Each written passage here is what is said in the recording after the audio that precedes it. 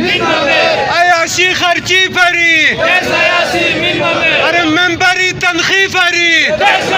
جو ٹیکس کا بل ہے یہاں پر جو لا کر اس اسمبلی میں بل پاس کیا ہے، شاید آپ لوگوں کو ہمارے مقررین نے بتایا ہوگا، یہاں آپ کے گھر پہ ٹیکس ہے، آپ کے اگر گھر کے سامنے باغیچہ ہے اس پہ ٹیکس ہے، اور اس کے اندر کوئی درخت ہے اس پہ ٹیکس ہے، آپ کی دکان پہ ٹیکس ہے، آپ کے جو گاؤں والے جو دور دراز کے گاؤں والے ہیں ان کے گھروں پہ ٹیکس ہے، ان کے پانی پہ ٹیکس ہے، ان کی کھیت پہ ٹیکس ہے.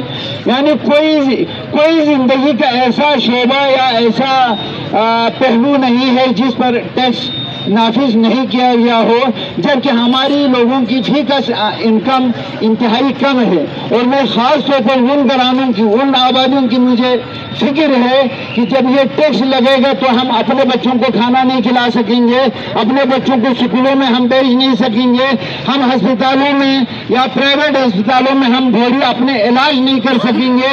ہم سے جینے کا حق چھینا گیا ہے اس ٹیکس میں اس کی بھرپور مذمت کرتا ہوں. اور ہم آگے مستقبل میں ہم زبردست طریقے سے ہم جدوجہد کریں گے، ہم ان کو چیلنج کریں گے. یہ 2018 میں بھی یہ بل ہمارے دور میں اسمبلی میں آیا تھا، ہم نے ریجیکٹ کیا. آنریبل سابقہ اسپیکر صاحب یہاں تشریف رکھتے ہیں، باقی ہمارے آنریبل ممبران سابقہ سب موجود ہیں. ہم نے اس وقت اس کو ریجیکٹ کیا تھا. آج یہ کہہ رہے ہیں کہ یہ ٹیکس 2018 میں ایک پاس ہوا تھا تو ابھی تک اس پر عمل درآمد کیوں نہیں ہوا؟ یہ پورا جھوٹ بول رہے ہیں، یہ قوم کے ساتھ دھوکہ دے رہے ہیں، فراڈ کر رہے ہیں.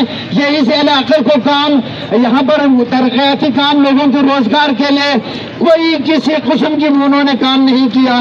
ایون دن آج کل جو ہماری کاروبار ہے شہروں میں، خاص طور پر کردو شہر کے اندر، اگر کسی کوئی 2-4 روپے کما سکتے ہیں تو وہ انرجی پہ کما سکتے ہیں. آج میں آپ کو ہر بند کہتا ہوں 24 گھنٹے میں 2 گھنٹے بجلی دیتے ہیں، یہ بھی بار بار چپ ہوتے ہیں. تو آپ بتائیں ہمارے لوگ کہاں سے کھائیں، روزگار کہاں سے پیدا کریں؟ آپ کے اوپر آپ کو گندم سبسڈی ختم کرنے کے ساتھ ساتھ اس کی قیمت میں بھی اضافہ کر رہے ہیں، اور گندم کی جو تعداد ہے اس میں بھی کمی کر رہے ہیں. آپ اپنی تنخواہیں تو بڑھا رہے ہیں لیکن عوام کا آپ لوگوں کی فکر نہیں ہے. آج میں بھی پی ٹی آئی میں ہوں، گورنمنٹ پی ٹی آئی کے ہے، لیکن سب سے پہلے ہمیں عوام عزیز ہے، عوام کے حقوق ہمیں عزیز ہیں.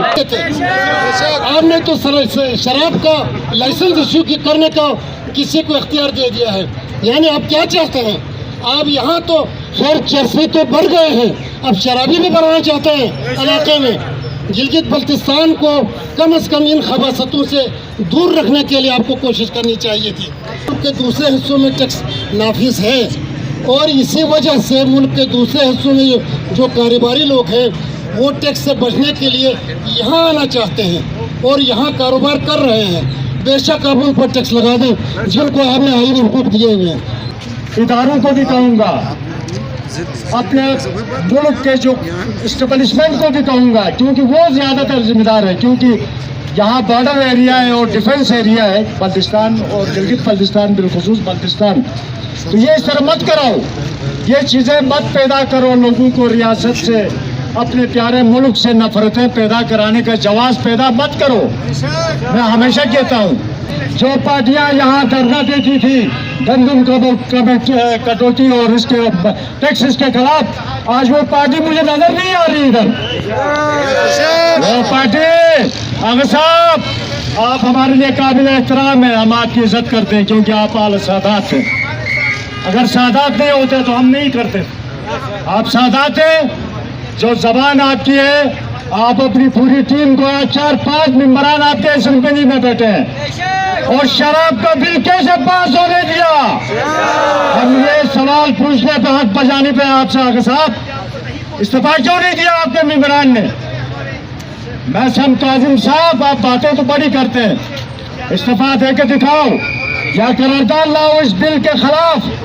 اگلے سیشن میں آپ کی قرارداد نہیں آئے گی تو آپ کے خلاف میں دھرنا دوں گا ایجادگار پر، اکیلے دوں گا. اگر قوم آتی ہے آئے، نہ آتی نہیں آئے.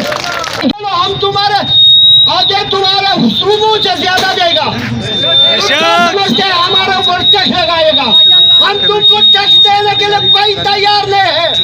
ہمارے گندم جو ہے ہمارے یہاں کے دریائے سندھ کے رانچی ہے، تمہارے باپ کا جاگیر نہیں ہے۔ تم کو ہم نے کہاں کھول کے سن لو، ہمارے آٹے میں تم نے کمی کر دیا، پھر تمہارے لیے سنبھالنے کی جگہ نہیں ہوگا۔ دیکھو ہمیں کچھ دے دو، پھر تم ہمارے سے لے لو نا۔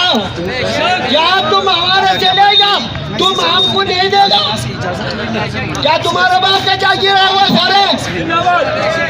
یہاں ہمارے دنیا کا بہتر ہے، پڑھے لکھے لڑکے ہیں، ہمارے جرنل ہیں، ہمارے افسر ہیں، سب پنڈی سے لاتے، سب لاہور سے لاتے، کیوں لاتے تم ہمارے لیے؟ کیوں مصیبت دکھاتے ہمارے لیے؟ ہمارے زمینوں کو تم نے بولتا ہے کہ یار یہ خالصہ سرکار ہے، تمہارے زمین پہ ایک چیز ہو جائے تو قتل کر دیتے ہیں۔ ہم کہتے ہیں کہ ہم ٹیکس نہیں دیں، اس لیے نہیں دیتے کہ ہم حکومت پاکستان کے پاس سپرداری نہیں ہے۔ ہمیں آج پاکستان کے آئینی حقوق دے دو، ہم آج ٹیکس دے دیں گے۔ ایک آدمی جب سپرداری میں ہے اس سے کیا ٹیکس لیتے ہو؟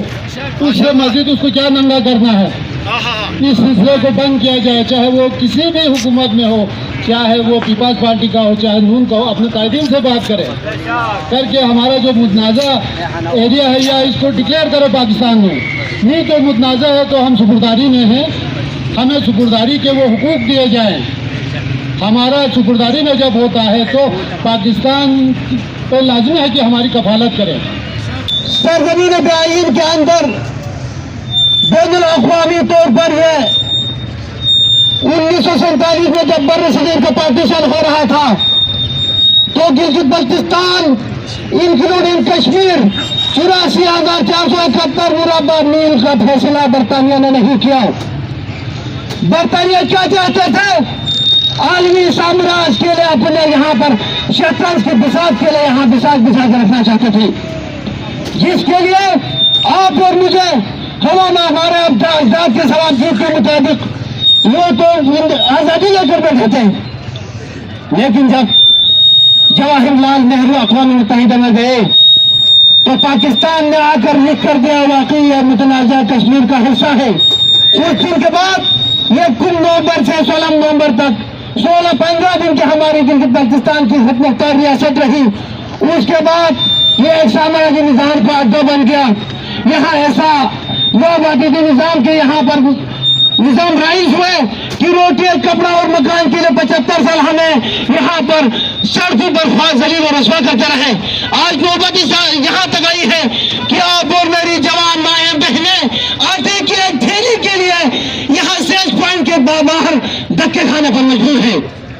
آج نہ صرف ٹیکس کا ایشو ہے بلکہ ہمارے حقوق کو چھیننے کے لیے مختلف طریقے اور مختلف حربے استعمال کیا جا رہا ہے۔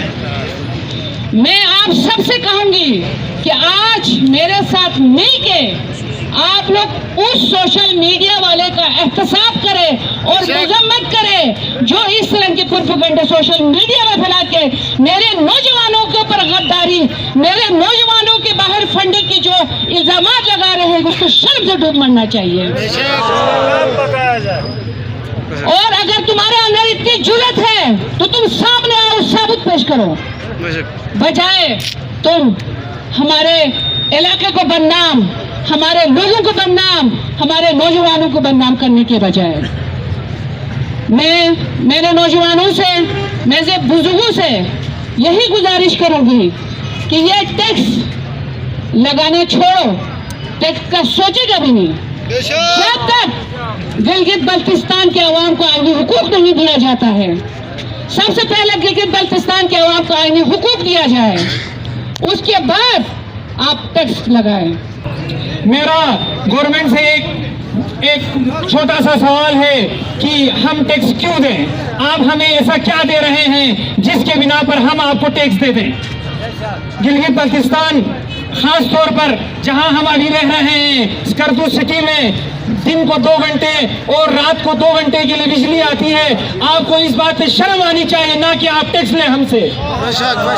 दूसरी बात, यहाँ इतना बड़ा सिटी बनने के बावजूद ना आपके पास कोई प्लानिंग है, ना आपके पास कोई सिस्टम है। अभी तक पूरे स्कर्दू में कोई सीवरेज का सिस्टम नहीं बनाया गया। यह आपके लिए शर्म का मकाम है, ना कि आप फिर से हम पे टैक्स लगाए। स्कर्दू इधर इतना बड़ा आबादी होने के बावजूद, मुख्तलिफ डिस्ट्रिक्ट से लोग यहाँ रहने के बावजूद, यहाँ कॉलेजेस की कमी है, यहाँ स्कूल्स की कमी है, स्कूलों में असातिज़ा की कमी है, और जितने भी स्कूल हैं उसमें चेयर्स की कमी है। लड़कियाँ यहाँ पर रोड पे नीचे फर्श पे बैठ के पढ़ने पर मजबूर है। तब आपको शर्म आनी चाहिए, ना कि आप हम पे टैक्स लगाएं। पाकिस्तान रेवेन्यू अथॉरिटी बिल 2022, जिसको इस असेंबली ने एक दफ़ा नहीं 2 दफ़ा पास करके आपके ऊपर टैक्स लागू कर लिया है। अब वो अखबारात में बयान देते हैं, आगा साहब का बयान आता है, हमारे मिनिस्टर साहब का बयान आता है कि अभी टैक्स हमने नहीं लगाया। अल्लाह के बंदे, तुमसे तो 2 दफ़ा असेंबली से पास भी किया, गवर्नर ने इसको रोकना चाहा, दोबारा पास किया, तो अब रह क्या किया है और क्या टैक्स लगाना है। अब तो आप इत्तेहादी के हाथों पिछले इलेक्शन में ना सिर्फ गिलगित बल्तिस्तान का सौदा किया, इस मेरे हल्के का भी सौदा किया करके आपने 1 सीट जीता, और उसके बाद अपने पार्टी के लोगों को पीटीआई के प्लेटफार्म से सीटें आपने लिया। गो कि आपके सामने आपकी बड़ी कामयाबी है, हमारे सामने ये बहुत बड़ी नाकामी और बुज़दिली है। क्योंकि जिस मकसद को लेके इस मैदान में आप लोग आए थे, मैं इस पार्टी का हिस्सा रहा हूँ, मुझे पता है जिस मकसद को लेके ये मैदान में आए थे वो टैक्स का इशू और गंदम की सब्सिडी और गंदम के ऊपर था। सईद मेहदी शाह साहब जब वज़ीर आला था तो 26 दिन यहाँ पे एहतजाज किस लिए लगा, जब 3 रुपया गंदम की कीमत किलो पे बढ़ गया था। अभी एक ठेला आटा 20 kg का, उसका 70 रुपया बढ़ गया, कोई टस से मस नहीं है। वही सारा टैक्स जिस पे 2018-19 में अंजुमन ताजरान का ही वो एहतजाज था, जिस तरह आज भी एहतजाज इसको स्टार्ट अंजुमन ताजरान ने किया है, और इसको सपोर्ट हमारे अवामी एक्शन कमेटी और गिलगित बल्तिस्तान के अवाम ने की है, और इंशाअल्लाह हम आखिरी दम तक जाएंगे इसको ख़त्म करने के लिए।